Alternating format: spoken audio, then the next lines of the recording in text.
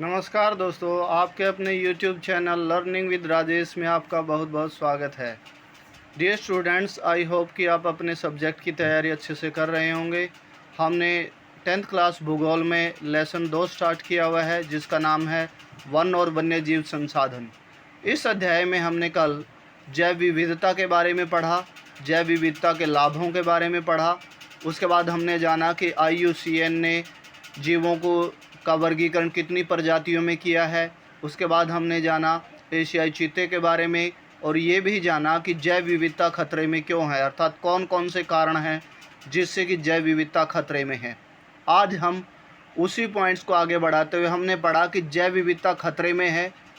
उसका एक एग्जाम्पल हमने पढ़ा एशियाई चीता। एशियाई चीता लुप्त हो गया है, उसके कारण हमने पढ़ा। आज हम जानेंगे कि वन्य जीव का उदाहरण तो पढ़ा, अब वनों का उदाहरण भी पढ़ेंगे कि वनों पर क्या इफ़ेक्ट, बैड इफ़ेक्ट पड़ रहे हैं हमारे बैड प्रैक्टिसेस के। तो देखिए, आज हम हिमालयन यव के बारे में पढ़ेंगे। हिमालयन यव एक औषधीय पौधा है जिसमें क्या किया जाता है, जिससे कैंसर का इलाज किया जाता है। यह हिमाचल प्रदेश और अरुणाचल प्रदेश में ज़्यादातर पाया जाता है। इससे टक्सोल नामक रसायन मिलता है, और इससे क्या होता है कि उस रसायन को पाने के लिए उसकी छाल ली जाती है, इस पौधे की छाल ली जाती है, और इस छाल की वजह से क्या हो गया है, ज़्यादातर पौधे सूख गए हैं, अर्थात अति प्रयोग के कारण हिमालयन यव खतरे में है। ये हमने जाना कि हमारी जो गलत कार्य हैं, अर्थात ज़्यादा प्रयोग है, या फिर जिस वजह से हमारे वन और वन्य जीव संसाधनों पर फ़र्क पड़ रहा है। कई तो लुप्त होते जा रहे हैं, कि कहीं पर बैड इफ़ेक्ट होता जा रहा है। आई होप कि हिमालयन यव के बारे में अब आपको समझ आ गया होगा। उसके बाद जैव विविधता को कम करने वाले अन्य कारक कौन कौन से हैं। कल हमने पढ़ा था कि जैव विविधता खतरे में है क्योंकि वनों का कटाव किया जा रहा है, वन्य जीवों का आवास छीनता जा रहा है, जीवों का शिकार किया जा रहा है। आज हम कुछ अन्य कारण भी पढ़ेंगे कि जैव विविधता को नुकसान पहुंचाने वाले कुछ अन्य कारण कौन कौन से हैं। तो अन्य कारणों में हम जाने पर्यावरणीय प्रदूषण। तब पर्यावरण प्रदूषण हो रहा है, जिसकी वजह से क्या हो रहा है, बारिश नहीं हो रही है, तो जिससे क्या है, टेम्परेचर बढ़ रहा है, ग्लोबल वार्मिंग हो रही है, जिसकी वजह से पेड़ पौधे सूखने लग गए हैं। यानी पर्यावरणीय प्रदूषण से क्या हो रहा है, जैव विविधता पर इफेक्ट पड़ रहा है, बैड इफेक्ट। दावानल की वजह से भी जैव विविधता। दावानल, आप हिंदी में अनेक बार शब्दों के लिए एक शब्द पढ़ा होगा कि जंगल में लगी हुई आग को दावानल। कई बार आग लग जाती है, जिसकी वजह से भी जैव विविधता को नुकसान पहुंचता है। विषाक्तीकरण, कई लोग शिकार करने के लिए या फिर किसी अन्य कारणों से जहर दे देते हैं जीवों को, वो विषाक्तीकरण, इसकी वजह से भी जैव विविधता को नुकसान पहुंचता है। अमीरों द्वारा संसाधनों का दोहन, यानी आप जान रहे हैं कि अमीरों के पास अच्छे अच्छे संसाधन हैं, जैसे कि आप परिवहन के साधन ही ले लीजिए, जिससे क्या हो रहा है, प्रदूषण बढ़ रहा है। प्रदूषण बढ़ेगा तो पर्यावरण इफेक्टेड होगा, पर्यावरण इफेक्टेड होगा तो जैव विविधता को नुकसान पहुंचेगा। आई होप कि आपको पॉइंट क्लियर हो गया होगा। नेक्स्ट पॉइंट, वन्य जीवों का संरक्षण क्यों किया जाए, यानी उनकी सुरक्षा क्यों की जाए, वन और वन्य जीवों की। सबसे पहला पॉइंट तो यही आता है। हम जानेंगे कि कैसे की जाए, लेकिन पहले तो हमें ये जानना होगा ना कि वन और वन्य जीवों का संरक्षण क्यों किया जाए। क्योंकि इससे जैव विविधता बनी रहेगी। कल हमने पढ़ा था कि जैव विविधता बनी रहेगी तो पारिस्थितिक तंत्र बना रहेगा, पर्यावरण संतुलन बना रहेगा, और हमारी आवश्यकताओं की पूर्ति होती रहेगी, क्योंकि पारिस्थितिक तंत्र में हम पेड़ पौधे जीव जंतुओं पर आश्रित हैं। नेक्स्ट पॉइंट, वन और वन्य जीवों का संरक्षण के लिए क्या उपाय किए जा सकते हैं। अब हम पहले वन्य जीवों के संरक्षण के बारे में पढ़ेंगे कि वन्य जीवों के संरक्षण के लिए सरकार ने क्या कदम उठाए हैं। हम जानेंगे कि पहले पॉइंट में भारतीय वन्य जीव संरक्षण अधिनियम बनाया गया 1972 में। ऑब्जेक्टिव टाइप प्रश्न होगा पेपर में कि भारतीय वन्य जीव संरक्षण अधिनियम किस वर्ष लागू हुआ। आई होप कि आप आंसर दे पाएंगे, 1972 में। अब नेक्स्ट पॉइंट है कि इसके मुख्य प्रावधान क्या है, अर्थात इस अधिनियम 1972 वाले में क्या क्या कहा गया था कि क्या किया जाएगा। तो पहला पॉइंट, जीवों की सूची बनाई गई कि जो हमारे जीव जिन पर खतरा है, सुभेद्य है या संकटग्रस्त हैं, या जिनका लुप्त होने का खतरा है, तो वो कौन कौन से, उनकी सूची बनाई गई। जैसे कि आपने जाना कि काला हिरण, उसके शिकार पर प्रतिबंध है। उसके बाद शिकार पर प्रतिबंध लगाया गया, जैसे कि अभी मैंने बताया कि कई जीवों की सूची बनाई गई और सूची में कहा गया कि इन जीवों के शिकार पर टोटली बिल्कुल बैन है। अब नेक्स्ट, वन्य जीव आवास का कानूनी संरक्षण किया जाएगा, यानी सरकार अपने अंडर में लेगी वन्य जीव जो हैं जहाँ पर वो रहते हैं, जो शेल्टर है, और उनको प्रोटेक्ट करेगी, यानी इलीगल ट्रेड नहीं होने देगी वहाँ पर। उसके बाद अवैध व्यापार पर रोक लगाई जाएगी, कोई भी अगर किसी का अवैध व्यापार करेगा वन्य जीवों का तो उस पर रोक लगाई जाएगी। और राष्ट्रीय उद्यान, पशु विहार आदि की स्थापना की जाएगी। ये मुख्य प्रावधान है। वेरी इंपॉर्टेंट क्वेश्चन है 5 मार्क्स के लिए आपके पेपर के लिए। उसके बाद आई होप कि आपको समझ आया होगा। अब मैं पूछना चाहूँगा कि हिमालयन यऊ खतरे में क्यों है। आई होप कि आप आंसर दे पाएंगे कि उससे कैंसर का इलाज किया जाता है, उसकी छाल ली जाती है, टक्सॉल रसायन मिलता है, ज़्यादा प्रयोग से वो पेड़ सूख गए हैं। आई होप कि आपको आंसर आता है। अब नेक्स्ट, अभी इसी कदम में आगे बढ़ते हुए वन्य जीव संरक्षण अधिनियम के बाद बाघ परियोजना लागू की गई भारत में नेक्स्ट ईयर 1973 में।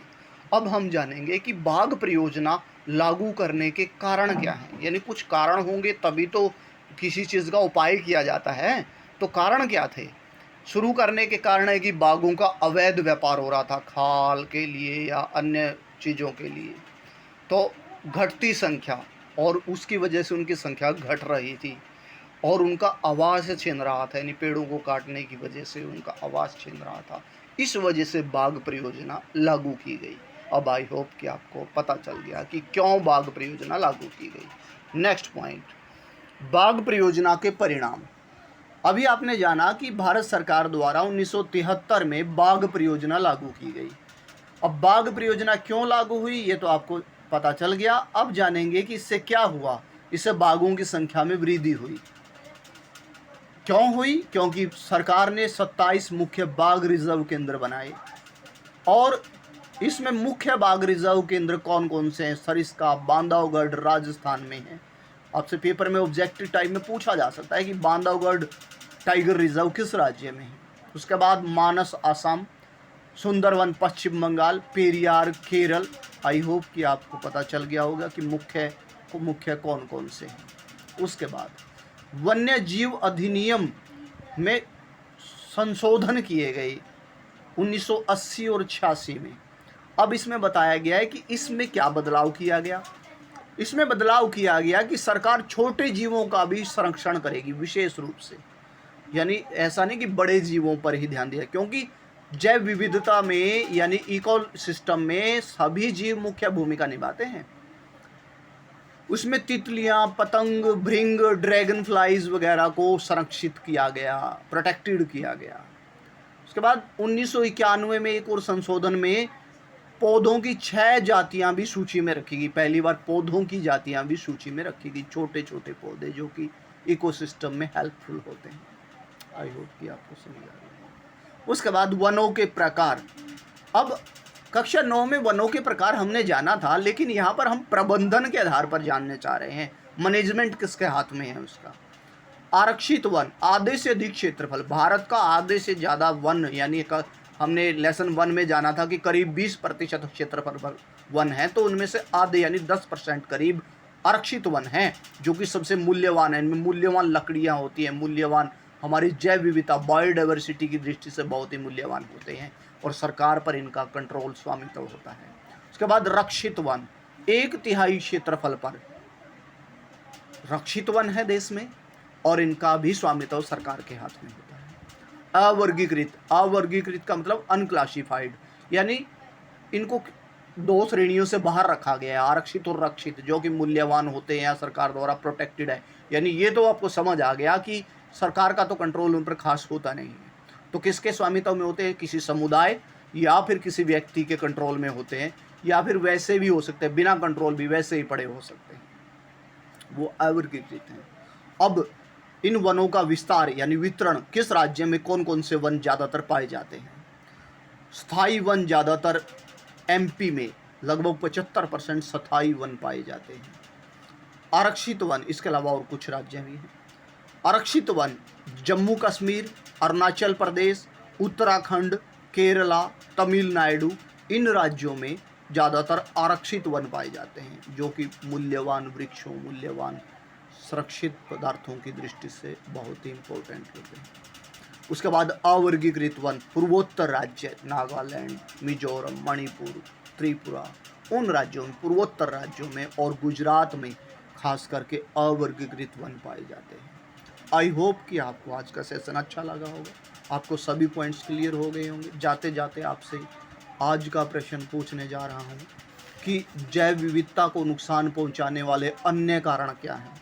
आई होप कि आपको पता है कि अन्य कारणों में दावानल, विषाक्तीकरण, पर्यावरणीय प्रदूषण आते हैं। उसके बाद नेक्स्ट क्वेश्चन, वन और वन्य जीव संरक्षण के लिए जो बनाया गया वन्य जीव अधिनियम 1972 है, उसकी 3 विशेषताएं बताइए। आई होप कि आंसर आपको आता है कि आप बताएंगे कि इसके अंतर्गत जीवों के शिकार पर प्रतिबंध लगाया गया, उनकी विशेष सूची बनाई गई, उनके लिए राष्ट्रीय उद्यान और वन्य जीव संरक्षण केंद्र बनाए गए और उनके आवासों का सरकार द्वारा संरक्षण किया गया। आई होप कि आपको आज के पॉइंट समझ आ गए होंगे। Please subscribe the channel, share and like also. Thank you and have a nice day ahead.